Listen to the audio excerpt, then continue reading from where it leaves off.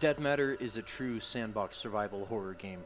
You will fight to survive in a zombie-packed, post-apocalyptic world, designed from the bottom up to foster whichever playstyle suits you best. Home to many threats, post-apocalyptic Alberta will throw everything it can at you, from hordes of flesh-crazed undead, to AI trying to make their way through the world, and of course, other players that are doing what they can to survive. Though above all else, mistakes are killer. Plan accordingly. Our massive world is based on Alberta, Canada, and it is designed to deliver an immersive world that is packed full of landmarks begging to be explored. We've developed a huge variety of procedural generation tools with artist control in mind. These tools allow our very small team of artists to deliver a large, detailed, and immersive world.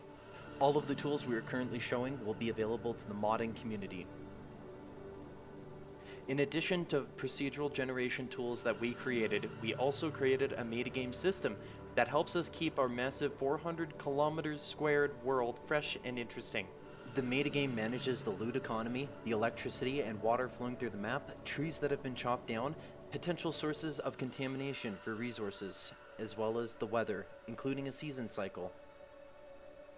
AI and zombie movement are also tracked via the metagame and can trigger events, especially if there is a large group or horde present. These events can be interacted with and will result in potential rewards or penalties depending on your actions.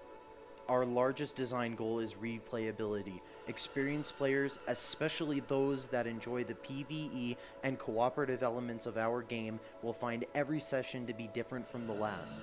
This is important because we want to play our game too.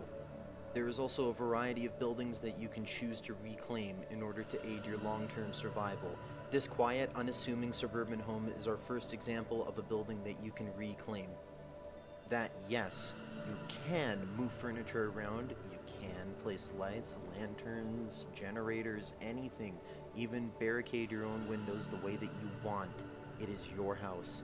Though, no matter where you decide to stay, you'll be responsible for getting the power back up, getting some water barrels, as well as maybe setting up some furniture.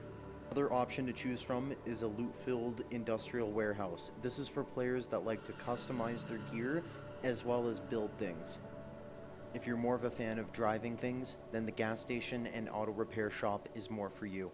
Like the vehicles you were looking at right now, all weapons in our game are customizable.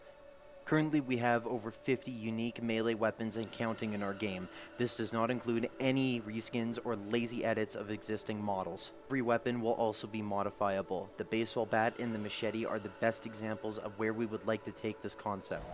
We need your help to get a polished, playable alpha version of our game onto Steam within the next 6 months.